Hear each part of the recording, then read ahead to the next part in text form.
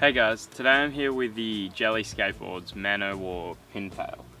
So first of all, this is a 34-inch board, which is a pintail as I said, and it's 9 inches wide. For the construction of the deck, it's actually quite a bit different to a lot of your typical longboards, as it's not made from wood and it's made from a clear plastic resin, as you can see. This means that the board effectively has quite different properties to your typical wooden skateboard, including things like flex. And it also gives the board a really unique look, I think. Even when you're riding it, you can always see kind of what's under your feet, which is really interesting. The other thing to note is that I've also got the purple version of the deck. It comes in heaps of different colours, which is really nice, and it's just something that lets you kind of tailor your setup to what you like, particularly with your wheels and trucks and things like that. At the moment, I've got my Man O' War set up with some Paris V2 trucks and some orangutan Kinus, which are the 83A, so the purple version. And I really like that setup personally because with a board like this, it's made for carving and cruising around. And especially with the added flex, it's really nice to have trucks which are quite carvy and really give you some nice depth in your turns. And the Paris V2s are fantastic for that. The O-Tangs are just nice because they're a slightly bigger wheel at 70mm, and also you can do a few little things like slides and stuff on that because they are a little bit harder. But I think first of all for this board, it's important to note that this is a board that's not made for like going downhill and doing crazy stand-up slides and things like that. It's really a board that's designed for carving and cruising and getting from place to place in summer, and I think for all those things it's a fantastic board overall. It really is quite flexy, so when you stand on it and when you carve around, you can always feel that flex under your feet, which for carving and cruising is awesome. Every time you go into turns, it really gives you a bit of a boost, and it just allows you to pump heaps through corners and gives you that really nice feel, particularly when you're going slowly. Say if you're going really fast, the flex might become a little bit of an issue, just because sometimes you can get a bit wobbly with some really heavy flex. But at the same time, this board isn't made for going quick, and I don't think there'd be that many people who buy this board purely to go out and go fast and hit hills and things like that, so it's not too much of a concern. In terms of freestyle, while the board does have a little bit of a nose and a tiny tail that allows you to throw some things like shove-its around and pivots, it's not really designed to be used for heavy freestyle either. Like I said, it's really for cruising and carving around. But I think that that's not a huge restriction on it. With a lot of boards like this, being able to throw a shove-it and stuff, like that's good fun and that's all you really need to do. I don't think you'd be using this board to be trying to land really big tricks because it's not designed for that.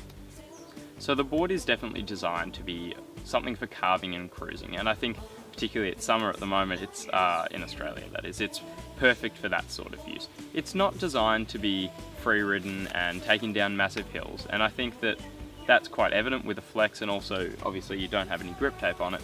But it's not that much of an issue because the people I think that should be buying this board are not people who are aiming to take it out and go free riding or go downhilling. It's people that just want to get from place to place on a skateboard or go out and have a little bit of a skateboard with their mates. It's not a super serious skateboard in that sense. It's all about just going out there, having a bit of a skate and enjoying it. And I think that that's one thing which this board really encapsulates. It's just that having fun on a skateboard. And with the flex, you can really do that no matter what speed you're going.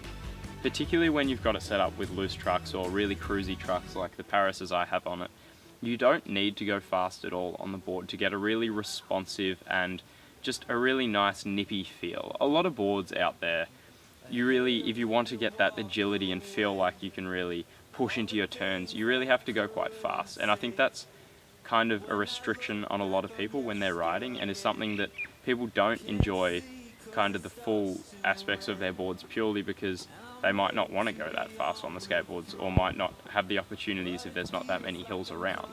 And so when you have something that's really flexy and has really responsive trucks, and you don't have to go fast at all to enjoy that feeling and sensation of being able to really flow through corners, I think it's a real strength for the board.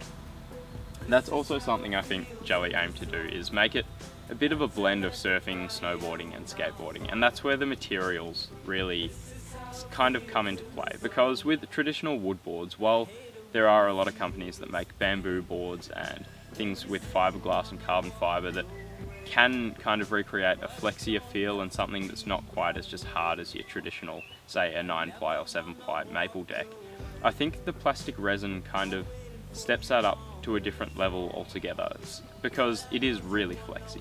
And the flex is quite similar to some of those bamboo boards, but I think it has a slightly different feel, which I think distinguishes this board from your traditional pintails or other boards that might be more commonly seen around than a plastic resin board. The plastic resin is also quite good in a different way, as it's a recyclable material. So it's a grade 7 recyclable plastic, which means that even if the board has been used for years and years and it's at the end of its life, it can always be recycled, and effectively, in theory, you could make new products out of it. And so I think that's kind of a really nice touch, and something that, I don't know, it's always just good to consider when you're buying skateboards or heaps of different products in general. So that's all from me. I'd like to say thanks to John over at JHS for sending me the board and letting me do a review on it. Hopefully I'll have some more reviews in the future over summer as well, so looking forward to it. Thanks, guys. Immediately runs out of frame as soon as he hears the camera beep.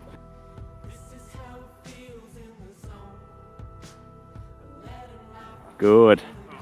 Alright, video done. That's it. That's all we need.